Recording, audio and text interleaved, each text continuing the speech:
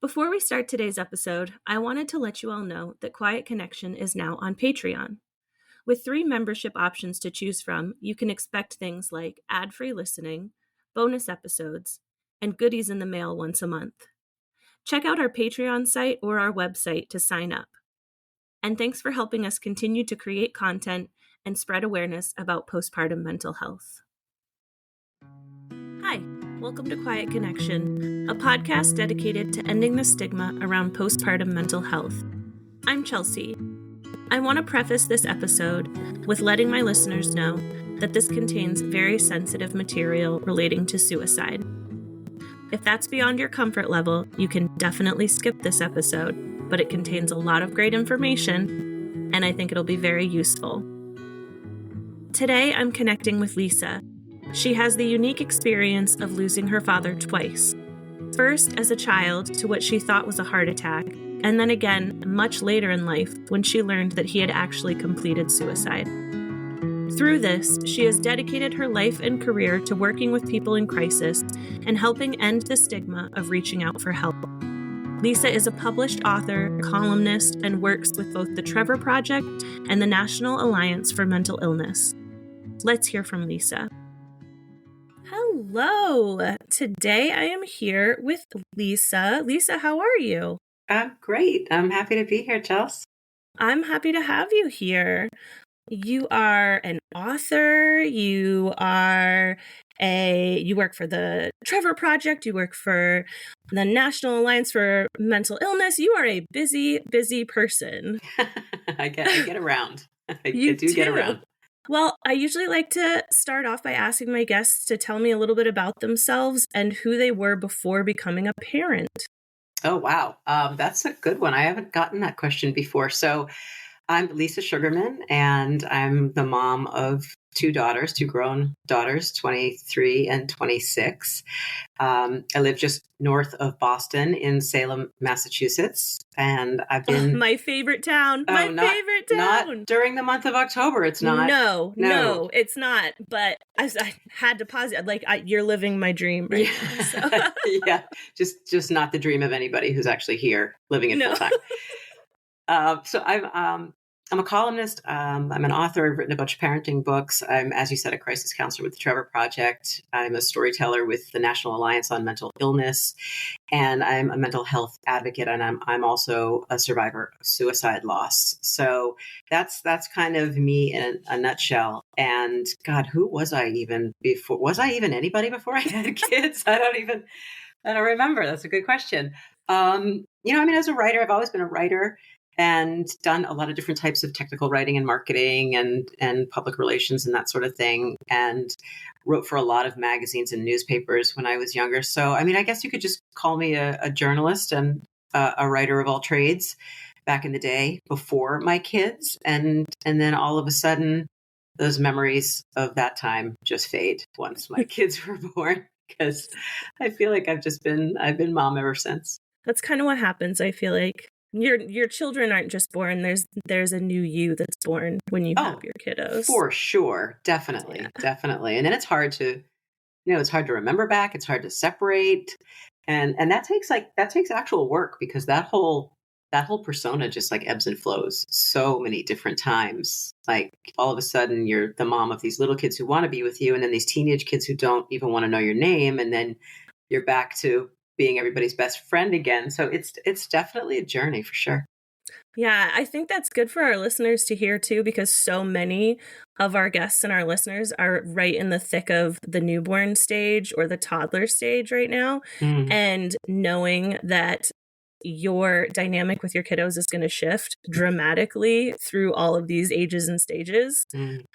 Nothing's permanent. And yeah, I've got a 1-year-old and I have a 7-year-old. Okay. So so the 7-year-old is starting to develop the sass, but yeah, that's fun. Yeah. I'm not looking forward to the teen years. I still have a couple more years, but yeah, you know what? Let's put it this way. It's survivable. Like, when I'm writing about parenting, the 2 things that I always say is that parenting is not linear. It's always kind of all over the place. You're always kind of one step forward, two steps back, three steps forward. So it's kind of fluid.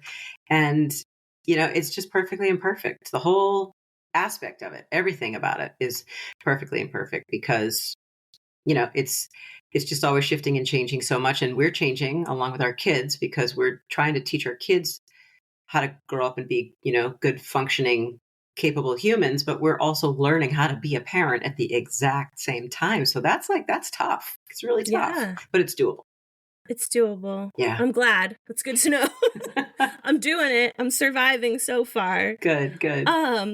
So mental health is a huge part of your life and your career. Mm.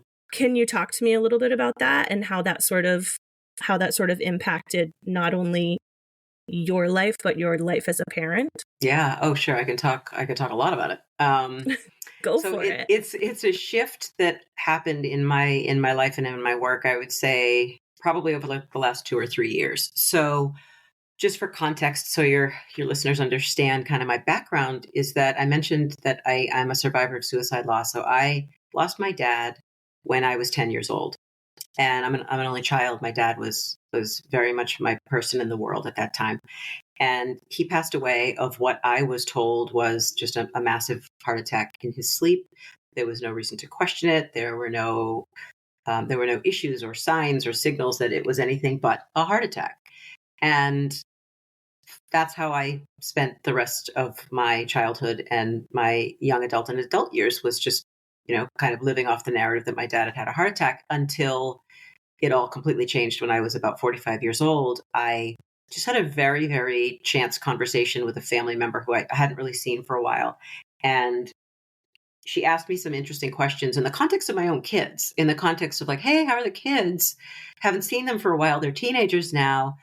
And she asked me very directly if my kids had any of the same mental illness that my dad had. I think she either said mental illness or depression. And I did not know what in the hell she was talking about, because it was not anything that I had ever been aware of or had ever been talked to about. And so I was super confused, but I just I kind of answered and said no. At that time, the answer was no. And, off we went. And it was shortly after that I had a conversation with my mom, and my mom and I are incredibly, incredibly close. Like she is absolutely my person in this world. And she and I were talking, and it wasn't like I made a beeline to my mother saying, hey, I just had this weird conversation about dad. It wasn't like that. Like, I didn't internalize it, or at least I didn't think I did. And I eventually asked her very, very spontaneously. I wasn't even aware I was going to ask her. I just asked her if my dad had had any depression, and she said yes. And the next thing out of my mouth was, did dad take his life? And I was not expecting her to say yes. I don't know if I was more shocked that I was asking the question, or more shocked that she answered it yes. And that, just in that moment, that was like, that was the touch point for me. That everything just completely changed in my life. And, it meant regrieving my dad's death all over again, in a completely different way, at a completely different age and stage of my life. And it just kind of exploded the mental health crisis and the suicide and prevention dilemma into my life in like a half a second. And, it was a lot of years of grieving and trying to understand, and which, you can only understand so much, and you're always grieving. So I just kind of dove headfirst into all of it and tried to understand it for my own self, and then felt like I needed to understand it for the sake of my kids. And then kind of felt like I had a bigger purpose in there to kind of recycle what I was going through in a way that it would help other people who may be at different points along the way going through what I was going through. So that's the kind of the long to medium version of how it happened for me, and why I became a mental health advocate, and why I became a crisis counselor, and why I would say most, if not all, of the work that I do right now in the world is centered around mental health advocacy and suicide awareness and prevention, and just having conversations like this to allow other people to feel safe in doing the same. Yeah. When you found out that your father had gone through the depression and had taken his own life, did it shift anything in you with, you had mentioned like thinking about your daughters. Did it shift anything in you with like conversations that you were going to have with them, or was it something that you were even considering telling them at the time? Absolutely. Absolutely. Yes, yes, and yes. I mean, another great question. So in the beginning, I would say realistically, the first few years after I found out, I just was dealing with my own continuation of grief, or I guess restart of grief, and that whole process. And I wasn't sharing it with anybody but my husband and my mom. That was kind of my support system because I didn't know what to do with it all. I was one person during the day when I was a mom because my kids were still young. They were still like in middle school and high school. And I was still trying to get my own mind around it in some way and not really reconcile with it because you don't really ever do that, but just work my way through it in whatever way I needed to go through it. And so it was a few years before I ever even considered talking about it with my girls. And in that time, my girls grew up and then they were both in high school. And once I got to a point where I felt like, okay, I can't live with this false narrative anymore. Like I have to start telling people, but before I do any of that, I have to talk to my own children because A, they need to know before the rest of the world knows, and B, my kids are teenagers now and they're approaching that time in their life. In your 20s is typically the time period where people start to show signs of mental illness and have crises emerge within themselves and their personalities. And so I wanted my kids to know, and my husband too, he agreed. I wanted them to understand what their background was, more from the perspective of like, look, we all have this genetic, DNA pool inside us that combines, each parent's, each parent's DNA and everybody's history and that inherited grief and things and loss and trauma. And someday things may come out with my children and at that time they hadn't, but eventually they did. Mm-hmm. And my kids need to be equipped. Like they need to know, number one, what kind of DNA is in their little bodies. And number two, that they have us to go to, that they have each other to go to, that they can seek help elsewhere, that it's okay and it's important to talk about these things, even if they didn't have words to attach to it, even if they were just having feelings or issues or reactions to things, like wanted them to be able to talk about it. So I sat them both down. And it was, like I said, a few years after I learned about my dad's suicide. And I just said, I need to have a really serious conversation with you guys. And this is what has become, I've been made aware of this. It's become a part of my life and my history. And you need to know it's a part of yours too. And we just had this amazing conversation, like super, super emotional, but incredibly powerful conversation. And because of that, I feel like, over the years since then, when my girls have each had their issues with anxiety or depression, and my oldest in particular, they've known that those communication lines were open. They've known that, okay, this isn't coming out of left field. Like I can talk to people about it. I do have resources. And it became an important dialogue that has just never stopped in our family. And I'm so grateful for that. And both of my girls have also been grateful for that too, which is, is proof to me and to my husband that, that was the right thing to do at the right time. So that's definitely, how I translated all of that to my kids. Yeah. It sounds like you sort of handed them a lifeline and that they're utilizing it, which is so good. Oh yeah. Yeah. Because it can be tricky with teens. It's either going to sink in or it's going to go in one ear and out the other. And it sounds like you guys had the type of relationship and the type of trust in each other that having that conversation, while it may have been hard, it really struck with them. And they've been able to rely on you guys when they're struggling. Yeah. Yeah. And we both feel very, very grateful that they've both leaned on us and leaned on each other. And, in the case of our older daughter, it wasn't until much later, I think she was early in high school at that time when we had that big conversation. And it wasn't until she was like her junior year, I think, of college, when she experienced a lot of stress around her own mental illness. And she realized that she had some real issues with anxiety and with depression. And we encouraged her to find help. We encouraged her to find a counselor, find a therapist, have another outlet. As close as we all are, and as much as we all talk and share with each other, you do sometimes just need that impartial person. You do sometimes just need that other person with that background and those resources. So she finally went into therapy.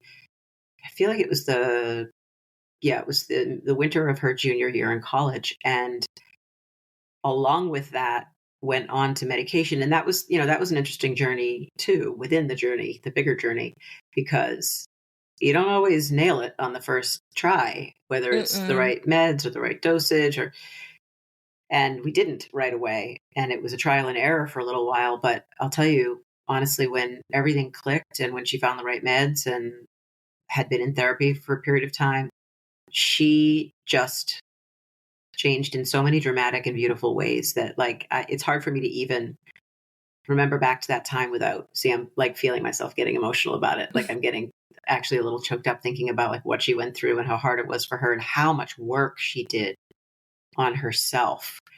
And it, between medication and therapy and our support, like that really took her to a different level in her life. And she's living in Japan now and she's loving life and she's solid as a rock and still takes good care of her mental health and knows her triggers. And it's I think for me, it's probably one of my greatest accomplishments as a parent to see my child navigate that and come out on the other side. I can definitely feel how proud you are of that. And I can see that. And it must be a really interesting dynamic to think, on the one hand, you are a child of someone who ended their own life and you'll always be grieving that. And this doesn't fix that. And this doesn't take that away. But you were also able to be a mother who sort of saved your daughter.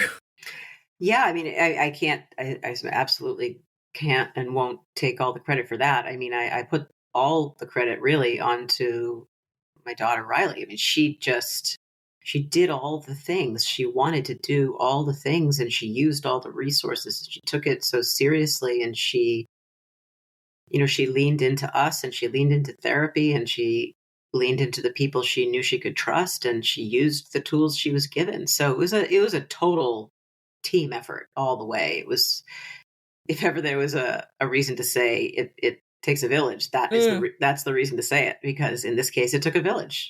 Yeah. That is a theme that comes up in almost every episode that I do. The word community or the phrase "it takes a village." And I feel like, so my listeners are primarily new parents or parents who are going through postpartum mental health disorders or birth trauma, things like that. And there isn't a community and there isn't a village. And it really is, at the end of the day, one of the most important factors in recovery from mental health disorders is a support network and a village. Yeah. So that's amazing that your daughter had that and that she had you. Before you knew the truth about your father, how did you approach mental health and mental wellness just in your parenting in general? Was it something that was on your list? Was it something that you worked on with your kiddos, or? Yeah. In a different context. I mean, got to remember too, we're talking, my girls are now, in their mid 20s, 26 and 23. So we're talking, when we started having significant conversations with them about things like, sex and drugs and safety and friendships and all those, kind of hot buttons, they were teenagers, they were tweens, they were all age appropriate conversations, but those were happening like 10, 15 years ago at a time when the mental health awareness was not peaking in the way that it is now. It wasn't out there. Suicide awareness and prevention, still wasn't mainstream. The stigma was so much heavier and tougher, and there weren't the resources that were as readily available then as there are now. So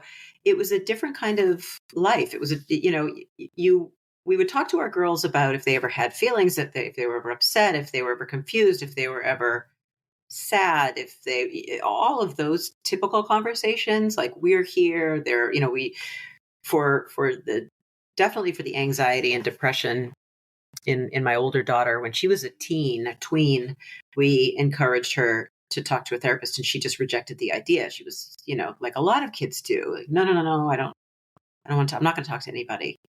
And it probably took her I would say it probably took her like 7 or 8 years to arrive at that point on her own. And again, the world had changed again by that point. So things were considered a little bit more, I guess, socially acceptable in some ways, which is sad because people were doing things predicated on what are the optics of that? Is that socially acceptable, or is that going to make me look like a freak? And that's the essence of a stigma, right? And so as my children as we raised our children, we were doing it alongside this movement, and we were kind of dipping into that and those resources as they became available. So in the beginning, we were just having generic conversations about, like, if you're sad, if you're upset, if you have questions, like, obviously always come to us and talk to us. But it wasn't like a sit down here, we're having a mental health conversation tonight after dinner. It wasn't like that. Right. Yeah. And I feel, and I totally get you. So I'm part of the millennial / elder millennial generation. So these were not things that we talked about with our parents, for sure. Like I was not sitting down with my parents and being like, I'm feeling depressed or anything like that. But I think you're right. It sounds like your kids were like right on the cusp of that movement, right as it was starting. And what gives me a little bit of hope is that I feel like my kiddos are in a generation where it is really being focused on, like through social emotional learning and through, it's not as stigmatized. I think it still is, but it's not as stigmatized. Yeah, I agree with that. I definitely agree with that. We've made a lot of progress, but we have more to do. Yeah, for sure. I'm super interested in your work with the Trevor Project and NAMI. Obviously, we can't get into details because that's super confidential, the crisis line and whatnot. Yes. Can you give me any sort of an idea, though, of, do you often hear from moms or parents? Oh, sure. All the time. Yeah? Yep. There are people there. We have a lot of third-party calls where someone is calling on behalf of someone else. Like maybe it's a partner calling about their partner or spouse, or it's a parent calling about a child, or it's a friend calling about a friend. So I wouldn't say that that's a large percentage, but it's definitely a notable percentage of calls that we get. And people just want resources. People just want to be able to help and have the language and the tools to be able to help their people. So I've had plenty of conversations with parents who are either dealing with a child who is in an imminent crisis, or they're just straight up looking for resources and don't really know where to start. So, and it kind of runs the gamut of everything in between. That answer is also interesting to me too, because where my mind was when I asked it and where your mind went when you answered it were two different directions. Interesting. So yeah. So I was thinking like mothers and parents calling for themselves. Okay. Yeah. But your answer didn't necessarily surprise me, because we as parents are so focused on our kids and not so much focused on ourselves. And the stigma surrounding postpartum mental health disorders, or mental health disorders in general as adults, is that you shut it down, you lock it down, you got to be there for your kids. Yeah. So that's super interesting, but not surprising. A little bit about me is I suffered very acute postpartum mental health disorders, multiple, and I did utilize the suicide crisis line several times. That's great to hear. Yeah, and 988 I called and I texted. Both I found very helpful, but the people that I talked to, definitely they were great about like taking me, okay, this is what you need to do. You need to pack a bag. You need to go to the ER, this, that, and the other thing. But they definitely weren't expecting the types of things that I was because it was very much postpartum. Like, I'm afraid my baby's gonna die. Yep. Like, or I'm afraid I'm dying and I just want to kill myself because this is too much and I can't do it. Mm-hmm.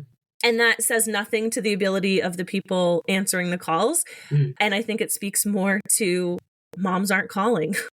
Yeah. Yeah. I mean, you said it already. It's that mom mentality. It's like we're all in like such a mama bear mode that we're completely ignoring ourselves, which is where most of our issues come from, our self-care issues, our mental health issues, because we're thinking about everybody else around us. I'm so guilty of that, Chelsea. Like, I am so guilty of that. And I really have done so much work. I mean, my kids are older, but I still think about my kids before I think about myself. And I'm trying to do so much work to balance that a little bit, because, it goes right back to the best analogy I could ever think of to describe exactly what you're saying. And the kind of the dilemma is the oxygen mask in the airplane analogy. They tell you to put the oxygen mask on yourself first for a reason, because you're useless to your child or the person that you're with, they're trying to help, if you can't take care of yourself. And that is the best analogy I could ever think of to describe why it's so incredibly important that we give ourselves what we need. Because how can we possibly help our kids or anybody else who needs us if we can't help ourselves? Yeah. But we all function that way. Yep. All of us. And it's a product of our culture. Yeah. Because it's not like this everywhere in the world. I mean, there's mental health issues. That's not unique to us here in the US, but right. I think it is a product of our culture, and we are mama bear, exactly like you said, and our kids come first, and our needs are met last. And when it comes to something as severe as crisis, mental health crisis, it has to be like the oxygen mask. You have to put it on yourself first. Yeah. Another reason that I've heard from not only guests on the podcast, but some parents in the support group that I run, is that there's so little knowledge about what happens after that call, or what happens after that trip to the ER, or that it's terrifying. So they don't want to admit that there's a problem because they don't want their babies taken away, or they don't want to run into someone they know and have them ask what's going on. And I think I don't know how to get past that. For me, I had no other option. I was in a place where I was not safe, and I had a good support system, which a lot of our families don't have. They don't have family nearby, or they don't have a big like safety net of therapy and whatnot. I did, thankfully. So I don't know how to bridge that gap between knowing that you're not okay and the fear of, well, after I call 988 and after they tell me to go to the ER, like, where are my kids going to go? Or are they going to call DCF on me? Yeah. Or like, do you have any thoughts on that? Yeah, I do. It's a real fear. And it's a fear that I think is a very difficult one to calm. I think that it's situational, because you don't know. Like you said, in your case, you have a dedicated support system and community and family, and you had those resources. But also, like you said, the majority of people, or at least a good percentage of them, don't. So it is situational what's going to happen under those circumstances. But I think that the way that we do this, and I feel like this is my answer to everything mental health related lately, and I don't mean to oversimplify it, but we need to keep doing what you and I are doing right this minute, which is to talk about it. Your experience as someone who has called the lifeline, who has had PPD, who has come out the other side and experienced what happens after, like, talk about it. Talk about it all the time. Talk about it to everybody that you can connect with.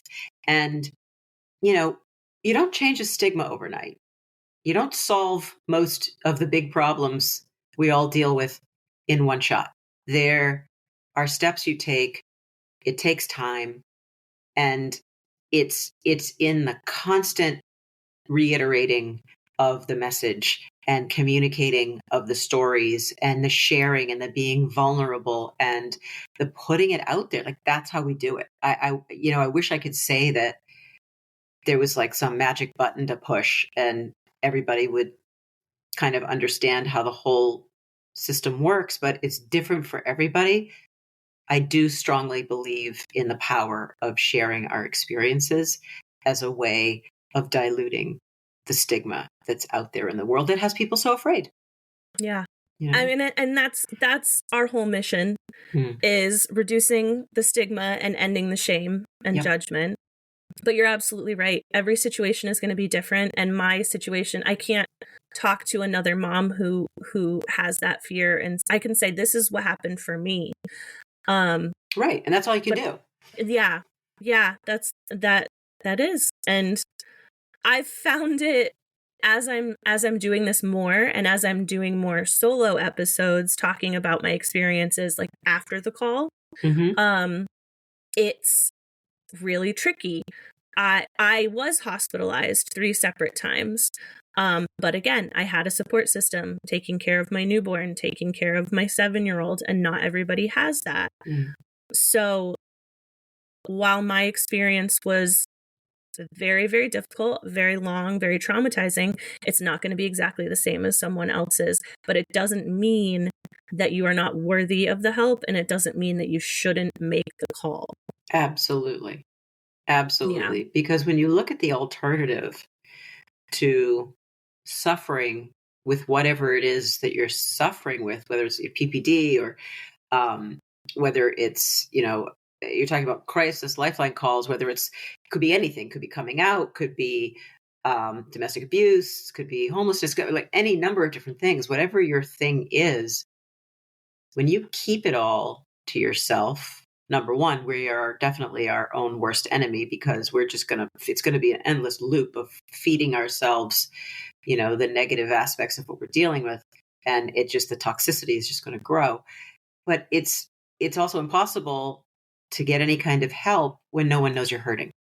Mm-hmm. And that, I think, is the biggest thing, because people are so afraid. They just, people are afraid of what they don't know, which is why I believe that sharing our stories, even though there are nuances, there are differences, it helps to chip away at the uncertainty, because you may hear some element in someone else's story that rings super true with what you're going through. And that may be the only thing you need to kind of latch on to that gives you a little bit of, I don't want to say peace, but reassurance. Mm-hmm. And that's all you need sometimes. You don't have to have the exact same situation that somebody else is going through to have that be relatable.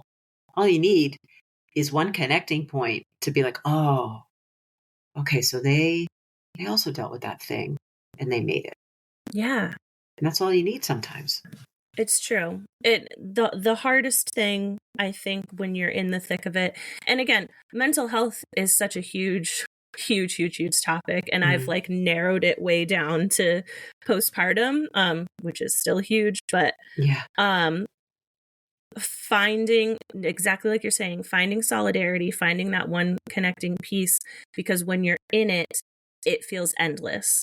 Yeah, and it feels like there is no other side. But there is. Mm-hmm.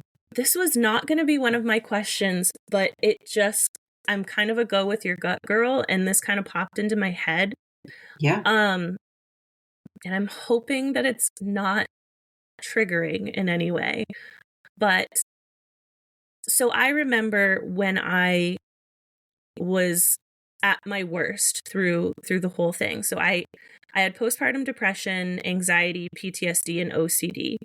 I had, only a few days after my daughter was born, I had a postpartum hemorrhage in my home. And so I was bleeding out on my bathroom floor. And so it was a lot. It was a lot in 6 months. But when I was at the worst of it, I remember asking my mom in the ER, what if we're supposed to die?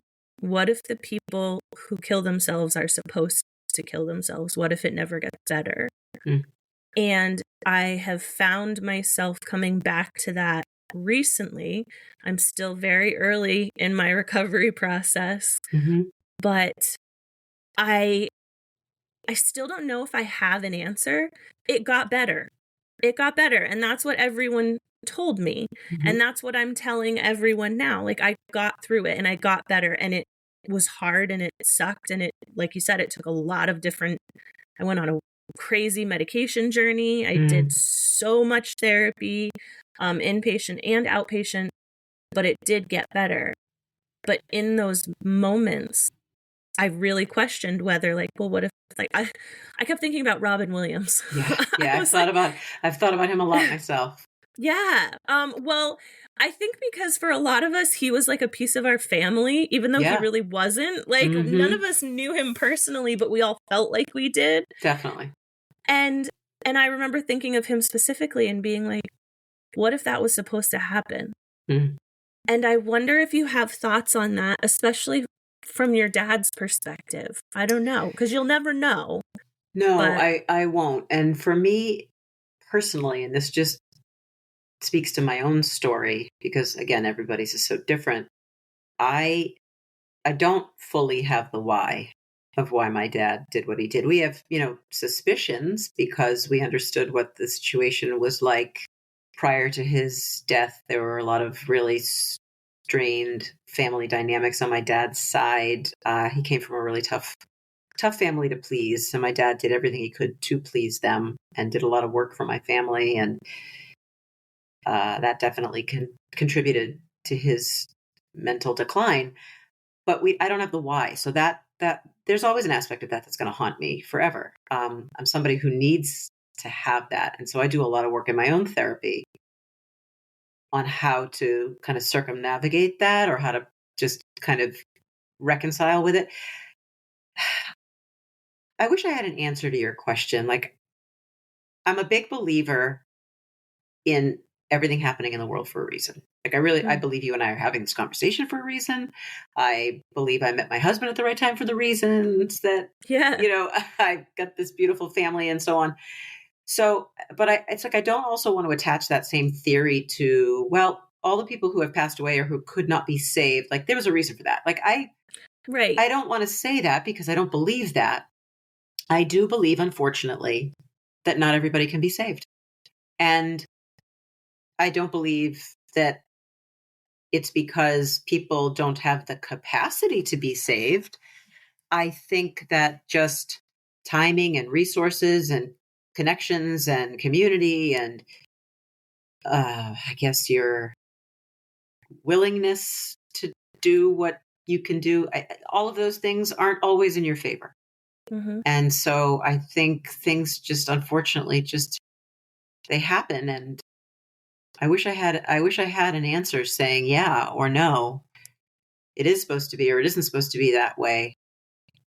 All I can say to that is that I really do believe that, unfortunately, not everyone can be saved. Yeah. And that sucks. It absolutely sucks. But I will say this, and I don't like the word but that often because it's kind of a negative connotation. I'm using it anyway. That is not to say that our pain, like, for instance, your pain with your trauma and your experience, my pain with my father and my loss, cannot be turned into purpose. So, okay, Robin Williams passed away. Okay, you went through what you went through. My father died of suicide. There's so much suckiness in all of that. It's terrible. And we all wish it hadn't happened. And we can't change anything about it, but we can take those things. We can take what we may have learned from those things, and we can share them with other people to ensure that, or in some way help someone else ensure that it doesn't happen to them.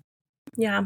And I think too, even beyond that, like you saying that, like, you can make something of it, or you can do something with it. It doesn't have to, you don't have to make this grand thing of your trauma. It doesn't mean that you're going to be on Good Morning America talking about how, like, you overcame this and now you're a whatever. It could be just as simple as having a conversation with the mama down the road who's going through something, and seeing that you got through the other side gives her hope that she can get through the other side. Yeah. Yeah. And it's true. It's so, so true. In fact, that's exactly what I've been trying to do. That's the whole point of what I'm starting to do now with NAMI, the National Alliance on Mental Illness, becoming a storyteller for them. It's going around in a very grassrootsy type of way to civic organizations and to schools and to police departments and to other organizations, sitting in libraries, sitting at, coffee houses, and having conversations about my own experience as a way of creating a bridge to allow other people to come across and share their own experiences in a place that is safe, that is secure, that is supportive, and that reminds you that you're just not alone. And I would 1,000% rather have those kinds of conversations than be sitting on a studio set somewhere, talking on Good Morning America. I wouldn't, obviously I would love to be able to amplify the overall message that way, but I feel like it's more impactful when you're having these one-on-one conversations and things happen on that grassroots level, because that mom is going to talk to that mom and then the next mom and the next mom. And there's this ripple effect that can be magical in a lot of ways and can be transformative in a lot of ways. And so I think that's how we start. I mean, you and I haven't talked about this, and I'm not even sure if you're aware of it from just what you know of, kind of what I'm doing in the world. But I actually have a new series on my YouTube channel that I just launched a few weeks ago called the Suicide Survivor Series. And it's just me having short kind of brain dumps about my own experience, being very vulnerable and very candid and honest about different aspects of my grief and my loss and my healing and my story, in a very, like, I'm out on walks videotaping what's in my head, or I'm, sitting with my mother who went through the whole thing and putting it out into the world, saying it doesn't have to be curated. It doesn't have to be polished. It's your story in whatever way you feel like you need to share it, because there is absolutely someone out there who's going to connect with it. And the more we do that, the more connections we make, the more people we help. I love that. I'm definitely going to check it out, personally, because I think it's perspective that I need in order to process some of my own stuff. And like you were saying earlier, like, things happen for a reason and that we're connecting for a reason. My girls were the only things that kept me alive. Mm-hmm. I did not want my girls to be a statistic, and I did not want my girls to grow up saying, I lost my mom to suicide. Yeah. That's the most ultimate act of love, in my opinion. Well, for whatever that's worth. That's beautiful. I mean, I appreciate it, but it was more like a mission than anything. It was like, I have to live for them. And however you want to take that, because I also needed to live for me. I needed to live for my partner. There was a lot of, definitely. Yeah, there were a lot of reasons, but I think it would be really interesting for me to watch your series, because obviously my kids are very young. My 1-year-old is never going to remember any of this. Thank whoever. My 7-year-old will have a very different memory of this than I will, but it still affected her. And I think I could really gain something from that perspective, from a survivor of it. And yeah, I'm going to check it out. I hope so. I appreciate that. I appreciate that a lot. Well, and I'm the same way. I need to understand things. I need to understand everything. Putting it on my list. Everybody that I talk to, my list is growing longer and longer of resources that I need to check out, which is amazing, because before all of this, I had none. Yeah. And that's it's interesting how that happens, huh? Yeah. And that was what led me to start doing this, is because when I was going through it, there was nothing. I couldn't find anything. And I think we need to know that there are resources and there are people out there and there are people sharing their stories. You just have to know where to look. Yeah, that's true. And that's one of the main reasons why I'm doing what I'm doing. It's not just to share my story, but it's to allow people to connect with experiences that might be relevant and resources that might be helpful. I just actually, I haven't even really put it out there in a formal way yet, but I just completely rebranded, I guess, and redesigned, if you want to call it that, my website around this mental health focus that I have around the suicide prevention and awareness focus. And one of the key resources is a page dedicated to helping people find the mental health resources and support out there that they need. And it's an ongoing list that's going to be a very active and fluid list of suicide awareness and prevention and mental health resources that are out there for every type of community. For mothers, for the trans community, for the LGBTQ community, for the grief community. So I just can't say enough how important it is to be able to get those resources into the hands of the people who need it. Yeah, I checked out your website. It's beautiful, by the way. Oh, thanks. And it will definitely be linked in the show notes. But yeah, it's gorgeous, and you have so much. It's chock full of good stuff. Thank you. Appreciate that. What do you think personally would be helpful for parents? I don't like to just sort of limit it to moms, because partners and dads are also experiencing postpartum mental health disorders. But for parents who are struggling with suicidal ideation in the postpartum period, what do you think might be helpful to hear, or what sort of resources would you recommend? Well, I mean, I would first and foremost, as far as resources are concerned, I would absolutely recommend that everybody in the world keeps the 988 Suicide Prevention and Crisis Lifeline number in their phone, in their pocket, in their brain.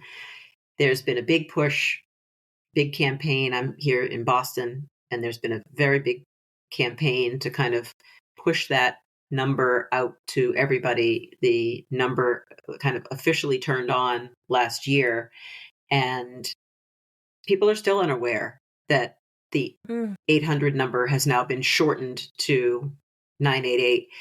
And so I just think that that's one of the best resources that we have. And whether you're using that 988 number, or whether you're calling an organization like the Trevor Project for anyone in the LGBTQ community, or you're dialing the crisis text line, those are resources that are kind of big, overarching organizations with lots of resources and lots of support and lots of staff and counselors who are trained in so many different areas of mental health care, and they can find you the more specific resources that you, as the mom with PPD, or you as the survivor of suicide loss, or whatever your issue is, they can help you find a more direct resource that suits you. So I think that that's what I would say above anything else, is reach out to those resources. But I would say, in terms of like mindset, what to say to someone. I mean, I can't speak to PPD because I've never experienced it myself, but I have been with very close friends who have, and helped them. And I know that just reminding the people who are dealing with that crisis that there is another side to it. There is an afterward to that. There may not be a full end point to it. It may be cyclical. It may ebb and flow in different waves, but you will not always feel the way that you feel right now. And that goes to anything. That goes to being pissed because you lost the job, or you got, someone broke up with you, or, any other, kind of low-key traumatic situation that we deal with on a day-to-day basis. Like, I'm talking about life, basically. Yeah. That there's another side to it. There's an afterwards. And sometimes we have to be patient. Sometimes we have to have the wherewithal to lean into the people around us for a little bit of extra support. But the way that you're feeling right now is not always going to be the way that you feel. Yeah. And you absolutely hit the nail on the head. That's the thing. And time is the one thing that you don't want to hear, but it really is. It's the only way is through. Yeah. Yeah. It's funny that you say it that way. Because every Monday I've been dropping a new video in this Suicide Survivor series. And the one that I dropped today was, I think, very serendipitous that you just said what you said, because this particular video is about the importance of kind of sitting in the shit, whatever your shit is, sitting in the feelings of sadness or loneliness or grief or despair or depression or anxiety or whatever it is. Like we feel compelled, for the sake of ourselves, or our people who are helping us, our situation, that we got to just like hustle on through whatever it is that we're dealing with. Like we got to find the fix, we got to figure it out, and we got to be done with it. Well, that's not true. Whether it's grief or depression or anxiety or fears, we are allowed to sit in those things. We are supposed to sit in those things and confront those things, because when we keep dodging them, when we keep avoiding them, we're not dealing with them and they're not going anywhere. It's when you kind of, it's like attack the problem, just head for it, head into it, don't head away from it, that you'll have the best chance of actually processing it. And you'll realize that once you're in it and you're experiencing it, you're not going to feel quite the same level of fear, because we're our own worst enemy and we build things up in our head and we just want to cancel it out instead of dealing with it. But when we deal with it, we have more control over it. And I'm going to add on to that. I feel like I'm doing that a lot. Yeah, but there's please. there's no shame in a medication journey to assist you with that. Mm-hmm. There is no shame in seeking a counselor or a therapist or and because we can't all do it alone. It's the same goal. It's that you need to face it and you need to sit in it, but there's absolutely no shame in getting help through that process. None whatsoever. It's in my opinion, it's the opposite. It's the person who is reaching out and who is acknowledging that they can't do it alone, and does recognize that there are people out there who can support them and help. Like, that's a strong person. That's a person who is giving themselves the most ultimate gift of self-care, right? They're the ones there who are really doing what they need to do to be able to help themselves. And it's that fear factor, and that stigma and those optics of what's the world going to think of me, that we have to just say, like, screw all of that, because none of that matters. But we're so hung up on it, and we think that those are the biggest parts. But our health and well-being is the biggest part. And it doesn't matter at all what anybody else thinks, because it's not their life. It's not their issue. No. It's not their journey. It's yours. And if you can find your way through something because you asked for help, well, that's going to encourage somebody else to do the same. And that's how we change the game. Yeah. And I say what I say with full disclaimer that is something that I am learning. It's not something that I've fully accepted for myself. It's something that I actively work on every day. I do too. And this is the words that I said. Those are my partner's words coming out, because I do have a complicated view of my medication journey and things like that. I definitely am 100% for seeking help from a therapist. I think everybody could have a therapist. I don't care if you think you have shit going on or not. I think anybody could benefit from a therapist. But so I am still learning to accept a medication journey. Yeah. But I say it because I think I need to hear it, and I think others need to hear it. That what was told to me by my partner and in therapy was, you did the work. The medication just allowed you to access it. Yeah. Yeah, that's right. That's pretty profound. I have to remind myself of that a lot. and it's like, kind of going along with that idea of, we need to let ourselves be helped. When we make an appointment to have, your annual checkup with your PCP, or you make an appointment at the dentist, or you make an appointment with a chiropractor, or you make, with a nutritionist. Like, why is our mental health any different than that? Right. It's not any different than that. No. So what we should be doing is prioritizing our mental health on the same level that you're going to the doctor, that you're, getting that massage, it's so funny that we do things like get our nails done and get our hair done and get a massage before we actually go to therapy, which is ridiculous, Yes. But we need to be putting that on the same level because it is on the same level. Mm-hmm. It's just another form of self-care. It is. Well, and mental health is health. Right. Exactly. So we're talking about taking care of our own needs and self-care and health in general. How do you think we can sort of meet our kids where they're at while also fostering our own mental wellness? I think that's a complicated question, but I believe the answer is somewhere in the very middle of meeting our kids where they are, which I say all the time is what we should be doing, and meeting ourselves where we are.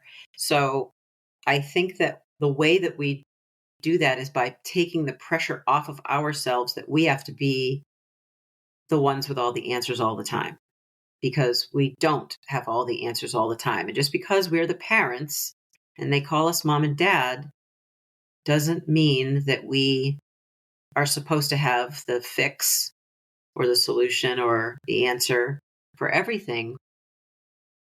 We have to show our humanness. I think that's how we help ourselves. And we have to, we have to show our children that we're fallible and that we're imperfect and that we're also figuring things out. I think that kind of levels the playing field a little bit and it makes it less intimidating. That's how I feel we best serve ourselves and serve our kids, is by just acknowledging that we can't necessarily fix everything, but we can try. Yeah. We can try our best, and that's all you can do. Just try your best and be open and be receptive and just, I think, listening to our kids more often than most of us probably do, asking our kids, what do you need? I say that a lot. What do you need? Because we don't say that as often as we should. Yeah. And, in doing that and asking them that question, it kind of feeds us with the answers so we can help ourselves and we can help them at the same time. I love it. Sort of modeling and being vulnerable and definitely, and showing them that it's okay. Mm-hmm. It's exactly what it is. Yeah. So I'm going to ask you the question that I ask all my guests that I like to end on. Okay. And I always get such unique answers, so I'm excited. If you could go back in time, all the way back in time, and you're not going to be able to tell yourself anything about your future, you're not going to be able to tell yourself what to prepare for, but you can tell yourself something to get you prepared. So arm yourself with something. Mm-hmm. What would you arm yourself with? I would probably tell myself not to worry about what other people think and to do what I believe to be the best for myself or for my future family or for my future partner or for my community around me.